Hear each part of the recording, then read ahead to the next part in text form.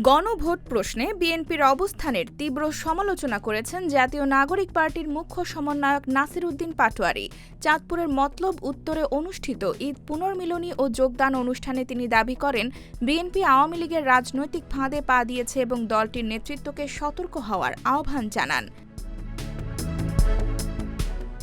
নাসির উদ্দিন পাটোয়ারী বলেন, অতীতে আওয়ামী লীগের কর্মকাণ্ডের কারণে বিএনপি ও জামায়াতের অসংখ্য নেতাকর্মী ক্ষতিগ্রস্ত হয়েছেন। তিনি বিভিন্ন আলোচিত হত্যাকাণ্ড ও সহিংস ঘটনার প্রসঙ্গ টেনে আওয়ামী লীগের বিরুদ্ধে কঠোর অভিযোগ উত্থাপন করেন।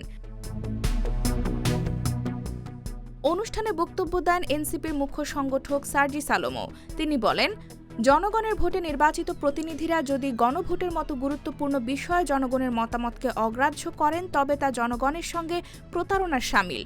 গণভোটের প্রশ্নে জনগণের মতামতের প্রতি শ্রদ্ধা দেখানোর আহ্বান জানান তিনি। এনসিপির স্থানীয় ও কেন্দ্রীয় নেতাদের উপস্থিতিতে অনুষ্ঠিত এ সভায় দেশের বর্তমান রাজনৈতিক পরিস্থিতি, গণতন্ত্র ও জনগণের অংশগ্রহণমূলক সিদ্ধান্তের বিষয়গুলো গুরুত্ব পায়। IBTV USA, new York.